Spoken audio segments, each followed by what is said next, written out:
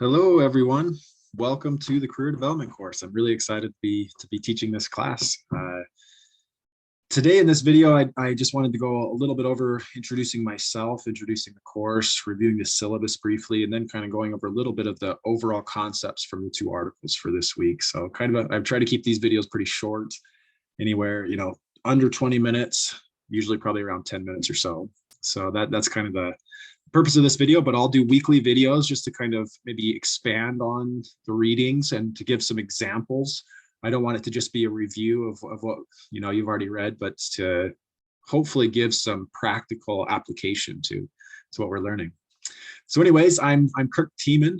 I grew up in Pocatello, Idaho.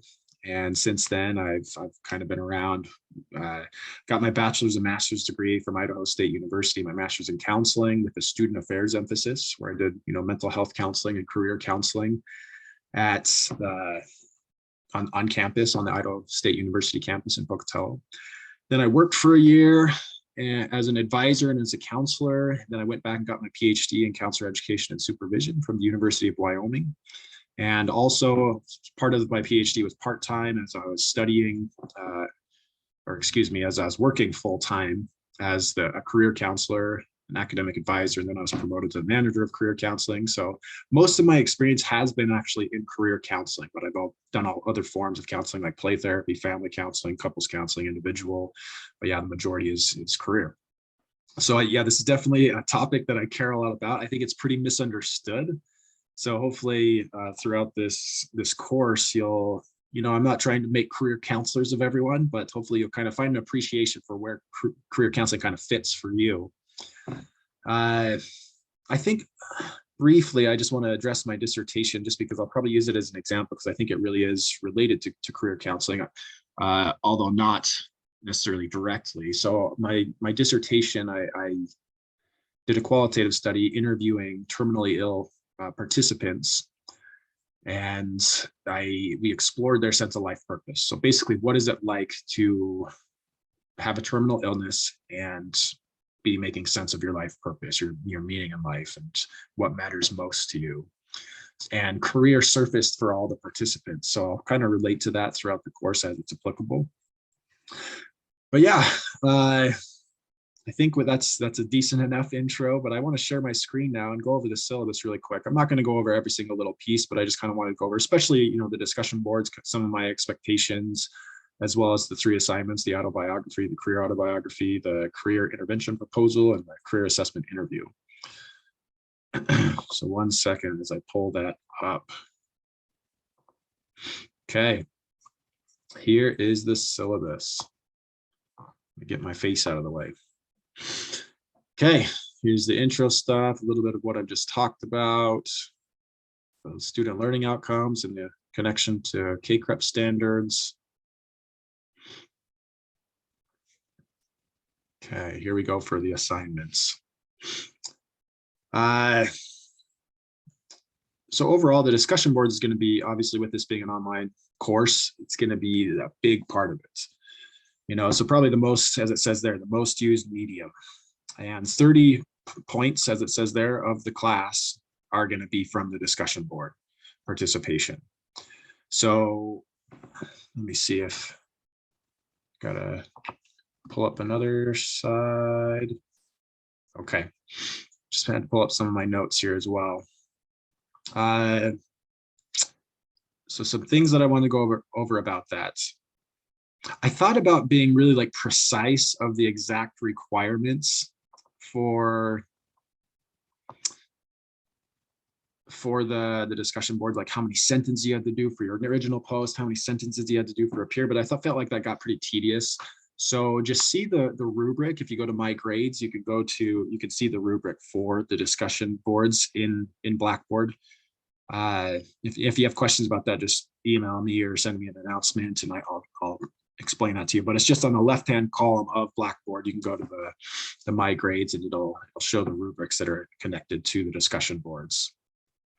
Overall, what I'm looking for though is, being thoughtful, being reflective, addressing relevant, topics with with the discussion board, addressing those questions. But also, as long as you address the questions, then you want to kind of explore other areas and ask questions about other things to your peers and to me. Great, let's go wherever you need to go, but kind of at least addressing the core questions there is important. So I want you to genuinely engage with each other.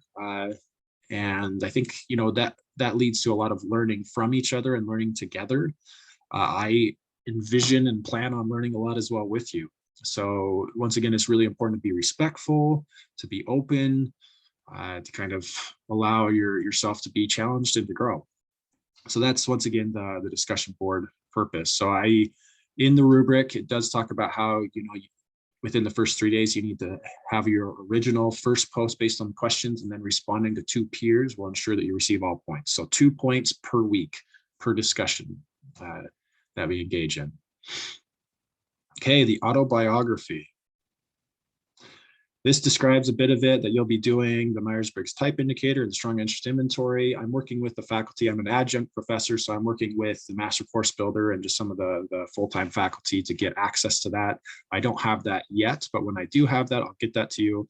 This is due in about 8 weeks, so we still have about 2 months before that. So we'll make sure that I'll make sure that I'll get that to you with plenty of time to take and to be thoughtful about it so you can write your paper. But overall, I'm not going to go through all the exact things. You can read that there, but it's just an opportunity for you to explore your life and career journey and to make sense of, how you personally connect to career, what career means to you, and then hopefully expanding your awareness of what it might mean to clients. Obviously, we can't assume that our experience will be theirs, but I think, it's, as you've probably learned from all of your classes so far, that, a big part of being a counselor is being self-aware, know thyself, really exploring who you are as a person so that you can, once again, recognize your values. So yeah, applying career development theories and approaches and, the assessments to yourself, I think is really, really important. So this autobiography will specifically, help you with those assessments and applying it to yourself. Okay. The career intervention proposal. So this is kind of the culmination of the course. This one's due at the end. This is basically where you choose a client group or a client population and kind of choose a career intervention that would apply well for them. So I'd encourage you to really be thoughtful of making this relevant to what you care about, who you want to work with, where you want to work, even if it's not one specific kind of small niche. But maybe it's hey, I'm going to be a school counselor. So I want, in a high school. So how can I maybe think about a career intervention that kind of resonates with me throughout the course? And how can I, think about how I might be able to apply it? So the purpose, isn't necessarily get a perfect intervention, but it's just to really, start thinking about how can I apply theory? How can I apply career theory and interventions and assessments in a thoughtful way? In a meaningful way. And I'll give examples of what that could look like. There's going to be learning outcomes that you're hoping for, and then kind of the process of how you go about that. And then you're also going to have, create a PowerPoint for one of your discussion boards near the end of the semester to post that to show to your peers of that project. Okay. And obviously, please ask tons of questions about these things, either in announcements, even in the, the discussion board after you answer those intro questions. We need to respond to a little bit of this, feel free. Email me too. I'll probably take a portion of next week's video to follow up on some questions from the syllabus if there are significant themes and things we need to address. All right, career assessment interview. This is where you are going to find a volunteer and you're going to try out career assessment. So that doesn't have to be a quantitative. It doesn't have to be an inventory. It could be more of a qualitative, just certain questions. We're going to go, particularly narrative career counseling doesn't really depend on, inventories like the strong interest inventory or Myers-Briggs type indicator, if you've taken any of those. But it's much more, question-based and then reflection-based. So you can kind of find the assessment that really resonates with you and give it a shot with a volunteer, and then the write-up there. Let's see. Yeah, and the core of that is not just to emphasize using an assessment and just leaning on the assessment, but how can you integrate basic counseling skills, the paraphrasing, the feeling reflections, the reflection of meaning, immediacy. How can you use all those skills as you're kind of interpreting the assessment or engaging in that qualitative assessment, if that's what you choose. Okay, so this is the breakdown of the points. All those major assignments are 25 points apiece, and then discussion board's 30, so for a total of 105. And I think that's basically what I wanted to emphasize. Let's just go through here. There's all the, you'll have the articles just posted in the weekly modules.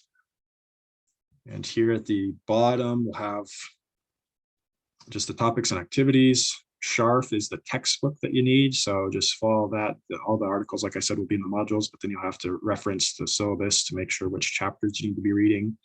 I'll probably, I thought the SHARF text was a strong text, so I'll really lean on that and then kind of draw from the articles as well. So yes, there is the course. I'm still finalizing some of the rubrics. The rubrics for the discussion boards are good to go though. Those are posted online, but I'm getting kind of finalizing. I need to make sure I'm following the K-CREP standards that the full-time faculty have been utilizing. So I'm kind of coordinating with them to get finalized the rest of the rubrics for all those major assignments. So I'll be sending those out to you as I finish working on those. All right. Okay.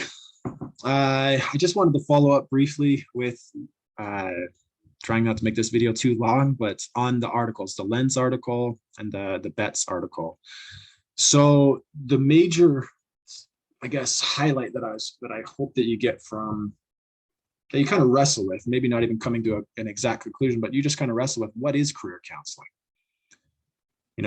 Even when I became the manager of career counseling, I even though I was being expected to lead that group of career counselors, I really just kind of went to the basics and I was like, what is career counseling? We talked about that as a team and kind of came to a consensus of like, we all are going to have different approaches, but what's kind of the unifying theme? And one big piece of we ended up creating a mission statement to then present to the institution and the students to kind of realign what the career counseling work was doing. And there's a big personal piece. So personal counseling and career counseling, I think sometimes people try to make them like siloed and in different topic areas, but they're really integrated. I have gotten really deep, really fast with clients. First sessions, just jumping right in. Other clients, it is much more, they're looking for information. They're looking to, distract them. The kids are yelling downstairs a little bit. Hopefully you can't hear them too loudly. But the personal piece got really important for some people. Others, it was about information. They needed information. They needed to learn about the world of work, what's out there, to kind of align who they are with it. So everyone's at a different spot. But in the Lens article, I appreciated how it talked about organizational considerations. And how can you get an organization behind the vision of more holistic career counseling? So that is often like a reorientation of beliefs, of traditions, of values. So back to University of Wyoming, I'll probably reference to them quite a bit just because that's where I have a lot of my experience. But the career counseling was much more assessment based. So the client comes in, just kind of figure out what they're talking about, give them assessment. Third session, interpret the assessment, done. But we had to kind of open it up to like, career can be very personal. There can be barriers. There can be mental health barriers to career. So I ended up working with some clients for months, one client for a year, working on family background, family influences, and, kind of personal transformations and changes, big changes.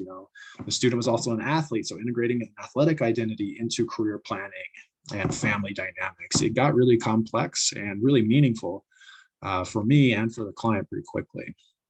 So it's just something to think about, like, how can you kind of shift a vision? How can you shift, if an organization views career one way, but, reconfiguring that vision to be more helpful to students or clients, how can you do that? So it's really something to, I think, grapple with, of like, how can you change an institutional or an organizational culture? And the reason why I wanted to emphasize that is because, once again, I think career can be very misunderstood. So sometimes it has to be the first steps to really doing good for the client is to help the system reconfigure, help the system think about career more broadly. So yeah, I hope some of that resonates with you, and you can be kind of thinking about that as you're, with internship and practicum, and as you start, working more and more with clients, that you can be thinking about, the organizational beliefs and how does that influence my individual work or group work. So also in the Lens article, they brought up different assessments. I think it's kind of assessment focused.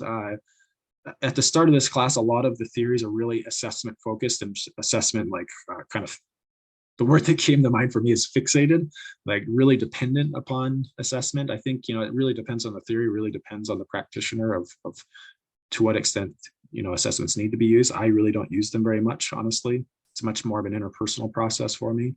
But I think there is the assessments that were brought up are pretty strong of the integration of the personal and the career. So the career thoughts inventory, discussing the anxiety, career conflict, confusion. And I think that, that relates to identity development of the who am I, how can I align who I am with what I choose to do 40 hours plus a week for 40 years of my life. That's a lot. The decision space worksheet was talked about. There's the emphasis on the mental health influence on career. The MMPI-2, obviously strongly focused on depression, anxiety, conflict, mania, schizophrenia, symptoms of schizophrenia. Others that they didn't mention, but that I've had experience with is career calling. There's the career calling questionnaire, and that one really kind of goes into the spirituality of the client and the sense of life purpose and meaning. And really closely aligned with that is the meaning and life questionnaire. I think that can sometimes be an assessment that's used to, help clients think about, what's most central to my life and how can my sense of life meaning and purpose align with a career. And I'll be talking much more about that.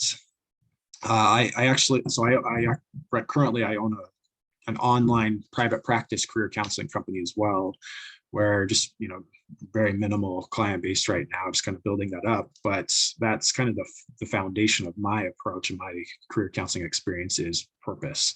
So obviously with my dissertation as well, so I've developed a model of life purpose development, kind of conceptual model of life purpose, and then how can that then relate to finding meaning in a career, and kind of, once again, it's about alignment. It's about how can I, the most central of importance inside me, how can that be embodied through my career and in my life in general. Okay, I think I've talked a lot about the topics already from the Betts article as well. But the holistic philosophy, the Betts article really emphasized that career counseling is emotional. It relates to things that are personally meaningful. It's integrated with career counseling. One of my very first clients in my practicum was, I'll just use his language. He said, "I don't like white people." He was from the Latino population, and he was talking all about work. He's talking about his supervisor who was really frustrating to him, and a lot of the customers that he worked with, and he said they're white, and there's certain things about, white people that he found really frustrating. And it was like the first, I didn't know what to do, being, a white male. I was like, just so new, I didn't really know how to respond to that, but it was really growth, opportunity for me to then, receive some supervision of how to bring that into the session and say, what's it like to be, talking to a white person when it's been difficult to even interact with white people. So I think we were able to use the immediacy of our relationship to address his challenges with work. But I didn't even think of it as career counseling at the start though. But reflecting back on it, he came in to a mental health clinic, but it was all career. It was all work-based. It was all his job frustration. So I think it's kind of interesting of how much career kind of permeates a lot of client issues, not all obviously, but it can be pretty common for clients. One thing about the holistic philosophy as well from the Betts article was, career I think career aligns with, the core philosophical tradition of counseling, of the wellness paradigm. I think sometimes that kind of gets lost in counseling, but career counseling seems to be really integrated with how can we live well? How can we, like we're going to talk about Donald Super and his theory about the different various life roles. How can we balance the life roles? And it kind of goes to this holism, wellness paradigm of how to help clients live a life that's where they feel that they're well. And cultural factors obviously come into career counseling in important ways. Gender, culture, how the various how culture influences the roles that we play, the traditions that we hold, the social influence that we feel, the norms that are part of the micro systems that we're part of, as well as the macro system. So that's going to be a big part of this class as well, as kind of reflecting on the the systemic influences on career. So really quick, I'm just going to finish up with a few more thoughts, just some quotes. On page 4 of that, it talks about how it gets into some of the skills of career counseling. And they state they encourage client perception of incongruencies between the current situations, to identify conflicts resulting in incongruence, to use the empathy or the use of empathy to reflect feelings and thoughts, may be especially important as clients experience a variety of emotions. Exploration of values becomes useful in career counseling. Processing emotions like excitement, anxiety from as they're exploring new career possibilities, and contemplation of change, self-exploration. It can also, the counselor may need to employ cognitive challenging to of the assumptions that the clients hold. So there's a lot of overlap between personal counseling, career counseling. Same skills are being utilized, just sometimes the content's just slightly different, but it's sometimes really overlap too. And the last, I believe this is still on page 4 as well, that states, finally, on a more informal note, we can consider the inseparability of the career and the personal in our own lives. So these are the authors talking. How many of us, for example, would easily sustain loss of or failure in our career without some threat to our level of self-esteem, life satisfaction, psychological well-being? How many of us will painlessly make the transition to retirement from our careers? How many of us could provide easy answers to the dilemmas of spouse, partner, geographic mobility? So they just kind of basically say, career can bring up a lot. Career is very personal. I hope that's the main outcome from this week that you get. And we'll talk about how to use the personal in the career, how to use the career to impact the personal. So it's all one. It's all holistic philosophy. It's much more integrated. I think sometimes we try to sparse out addictions counseling, clinical mental health counseling, school counseling, career counseling, but there is all this core center of what is, how to help a person, how to use skills to help them explore who they are, overcome barriers, live, a more meaningful life. So anyways, I could talk for a long time. I've probably gone over, what I said I'd do around 10 minutes or so, but I hope that this kind of sparked some thoughts. I look forward to working with you this semester. I look forward to the discussion boards to start to get to know you there and to start to explore these, what I believe are very important topics that, regardless of where you want to end up with your counseling career, I think will be relevant. And let's work towards making it relevant in this course. So thanks.